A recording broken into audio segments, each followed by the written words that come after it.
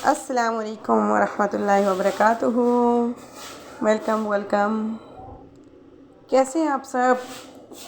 जी, तो यहाँ पर मैं आपसे शेयर करने जा रही हूँ अपनी इतवार की बहुत ही हेक्टिक रूटीन, बहुत ही थका देने वाली रूटीन। हर इतवार को जो है ना एक काम खोल देती हूँ मैं अपने लिए। डीप क्लीनिंग तो वॉशिंग मशीन तो हर हफ्ते ही होती है। तो यहाँ आज मैं आपसे शेयर करने जा रही हूँ अपनी किचन की डीप क्लीनिंग। जो मैं तकरीबन एक वीक बीमार रही हूँ, तो वो मैं उठी तो किचन में देखा कि जाले दीवारों का सत्यानाश हुआ और किचन के छिक्के मिसालचियाँ हर चीज़ के ऊपर ग्रीस सी जमी हुई है। महल की एक अजीब सी कैफियत बनी हुई थी मेरे किचन की। तो मैं सोचती हूँ कि जब खातून खाना बीमार हो जाए तो उसके घर का क्या हो, वो तो खाना ख़राब हो जाए, फिर सारा प्रोग्राम बढ़ जाता है। जब खातून खाना बीमार हो जाती है तो सारा प्रोग्राम बढ़ जाता है। तो यहाँ पर सारा प्रोग्राम ही बढ़ गया था। तो उसको थोड़ा सा सेट करने के लिए जो है ना आज मैंने अपने बाजू सही खींच के ऊपर कर लिए थे और हिम्मत करके मैंने शुरू हो गई थी अपने किचन की डीप क्लीनिंग के लिए। छिक्के वगैरह मैंने खोले, मिसालचियाँ से मसाले वगैरह सब निकाल के रखे और हर चीज़ को डीप क्लीनिंग के लिए मैंने पानी से गर्म करके अपने पास रख लिया। उसमें थोड़ा सा मैंने सर्फ ऐड कर लिया था।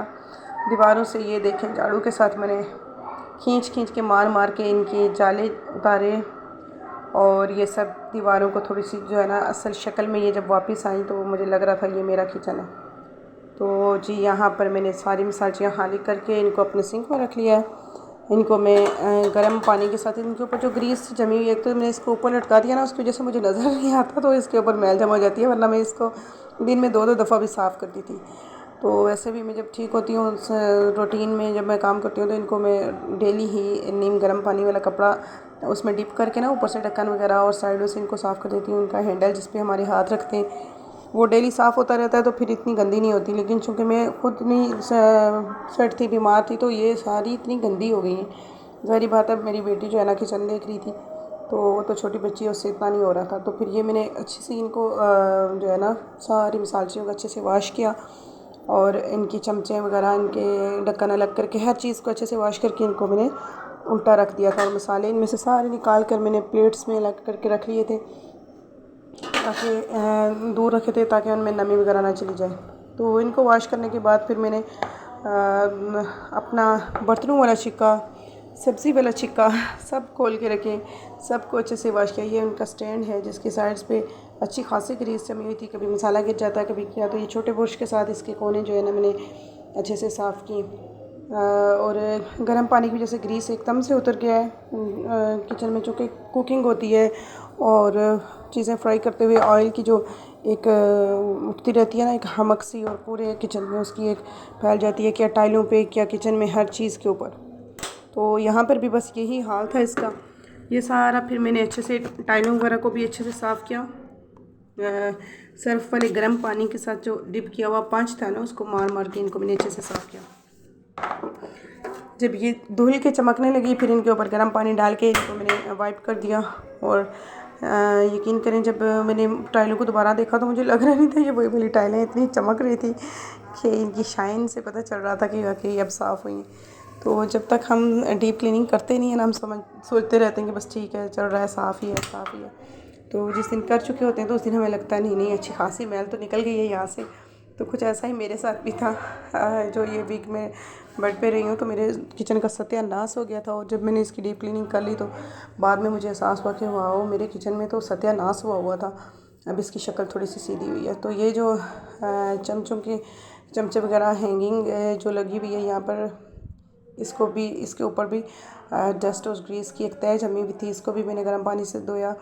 और ये सारी टाइल्स और ये टॉप के पीछे की जगह, ये सारी चीज़ें मैंने वॉश कर ली। और बाद में मैंने इनको देखा तो मुझे लगा कि वाकई ये तो असली शक्ल में अब आए, पहले तो कोई और ही किचन मुझे लग रहा था, वो तो मेरा किचन लग रहा ही नहीं था।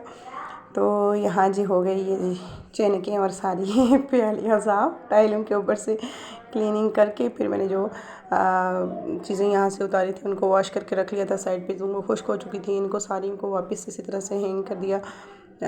जो हमारा पवा, हमारा चमचा और चिमटा, ये छाननियाँ जो हैं चाय वगैरह छानने के लिए, और ये सारी चीज़ें मैंने वापस उसी तरह से हैंग कर दी। ये जो हमारे बर्तनों वाले छिक्के की मैंने बोटी बोटी कर दी है, इसको अलग अलग कर दिया इसको। इसकी जो स्टैंड हैं ये हैंडल्स हैं, इनको मैंने अच्छे से गर्म पानी के साथ वॉश किया ब्रश मार के, और सही इनकी क्लीनिंग करके फिर ये जो इसका एक वाइट पार्ट है ना वहाँ पे सही दाग नज़र आ जाते हैं।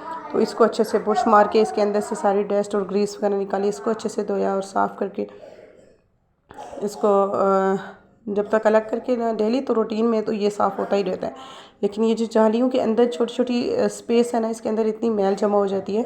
इसको साफ़ करने के लिए फिर इसको वीकली करना चाहिए, लेकिन इस दफ़ा जो है ना मैं वीकली नहीं 15 डेज़ के बाद मैं इसको क्लीन कर रही हूँ, क्योंकि बीच में जो मेरी बीमारी की वजह से आ गया अच्छा खासा डिस्टेंस, उसकी वजह से ये ज़्यादा गंदा नज़र आ रहा था।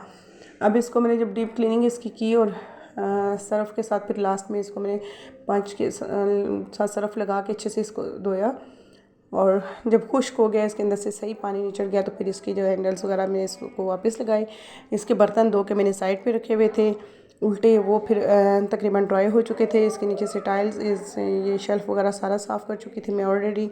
तो इसको मैंने अब वापस इसके पाँव शाँव जोड़े, इसकी हड्डी बोटी इसके साथ वापस लगाई और इसकी बॉडी को वापस पूरा स्केलेटन खड़ा करके इसके ऊपर इसके बर्तन इसको वापस दिए और इसको जमा के कोने में रख दिया। यार वाकई ये सफाई जो है ना ये निस्फ़े ईमान है, इसके बगैर जो है ना कोई औरत घर बसाने वाली औरत लगती नहीं है, जिसका किचन साफ़ नहीं होता, जिसका वॉशरूम साफ़ नहीं होता। और कल से परसों से जब मैंने अपने किचन को देखना शुरू किया तो मुझे भी यही लग रहा था कि मैं ख़ुद भी वैसी ही हूँ। जो घर बसाने वाली औरतें नहीं होती उनके गंदे किचन होते हैं और गंदे बर्तन और सारी चीज़ें डीप क्लीनिंग के लिए रो रही होती हैं, चीख रही होती हैं कि यार हाथों ने खाना, हमें भी देख लो, हमारा भी कुछ करो, हमें भी नहला धुला दो, हमारे साथ भी दो दो हाथ करो, लेकिन वो उनको इग्नोर करती रहती हैं। तो जो मेरी जैसी वर्किंग लेडीज़ होती हैं उनके पास वीक में एक ही डे होता है वीकेंड का, तो कोशिश इनकी होती है कि वो वीकेंड पे जो है ना पूरे हफ्ते के काम कर दें। तो मैं हर वीकेंड पे ही तकरीबन ये काम कर देती हूँ। तो ये जो मैंने इस वीकेंड पे नहीं किया था ना, उसकी वजह से मैं ये खमियाज़ा भुगता है मैंने कि मैंने पूरे किचन की इकट्ठे सारा कुछ करना पड़ा है। तो पार्ट वाइज अगर करते जाए ना, डेली एक चीज़ ले लें उसकी डीप क्लीनिंग कर लें, तो फिर आपको इतना प्रॉब्लम नहीं होता। जब आपको किचन की डीप क्लीनिंग करनी होती है तो आपके पास इतना मैस जमा हुआ नहीं होता कि जिसको आपको समेटना पड़े। तो यहाँ पर मेरे पास अच्छा खासा मैस जमा हो चुका था। ये सारी चीज़ें मैंने डीप क्लीनिंग के बाद यहाँ पर रख दी, ये ड्राई हो चुकी थी अच्छी तरह से। अब इनके अंदर जो है ना इनके मसालों का सामान, मसालों का सारा वापस डालना है। एक तो ये छोटा है 3 पॉट्स वाला है, 4 पॉट्स वाला होना चाहिए। ऑलरेडी कम चीज़ें आ रही हैं इनमें, तो वो सारी मैंने प्लेट्स जमा करके रखी हुई हैं एक दूसरे के ऊपर, सारी मसाले वगैरह जो हैं। तो ये सारी अब ड्राई हो चुकी हैं, तो अब मैं इसमें वापस लगा दूँगी सारे मसाले वगैरह वापस इनपुट कर दूँगी इनके अंदर। तो ये बर्तनों वाला छिक्का मैंने वापस अरेंज कर दिया था, सारे बर्तन इसमें लगा के इसको साइड पे कर दिया। शेल्फ़ को साफ़ करके खुश किया। जब ये टाइलों की चमक आपको नज़र आ रही है ना कैसे चमक रही है जब ये मेरा शेल्फ़ साफ़ सही ड्राई हो गया तो इसके ऊपर फिर मैंने मसालचियाँ वगैरह, ये मेरे बेटे की फीडर है, इसको मैंने बॉयल किया था, सारी मसालचियाँ वगैरह रख के उनको अच्छे से अंदर से और ड्राई करके फिर मसाले सारे उनमें मैंने फ़िल कर दिए थे, क्योंकि ग्रोसरी तो मैंने ये कम को कर ली थी, तो सारी फुल भरे हुए डब्बे जो है ना उनको धोना बड़ा मुश्किल होता है। तो ये हमारा हो गया शेल्फ़ साफ़। तो यहाँ पर अब हम जो है ना इनको वापस फिल करते हैं मसालचियों को। ये टाइलों की लश लश आपको नज़र आ रही होगी, लश पश चमक दमक। तो इस चमक के बगैर जो है ना मेरी आँखें बिल्कुल चंदिया गई हैं इसको देख के। तो इसके बगैर बहुत परेशान थी, मुझे किचन में बिल्कुल अजीब सा फ़ील हो रहा था जब आती थी मैं, मुझे खुद ही अपना आप ही गंदा लग रहा था जब मेरा किचन इतना गंदा हुआ था। तो ये मसाले वगैरह सारे यहाँ पर पड़े हैं, ये खुश्क जितने भी हैं। तो ये अब हम वापस फिल करते हैं इनमें। इनकी हर एक का अपना अपना कंटेनर है उसके मुताबिक, क्योंकि हर एक का अपना कलर होता है ना, तो वो फिर दूसरी में चेंज करके डाल दे तो दूसरी का भी कलर चेंज हो जाता है।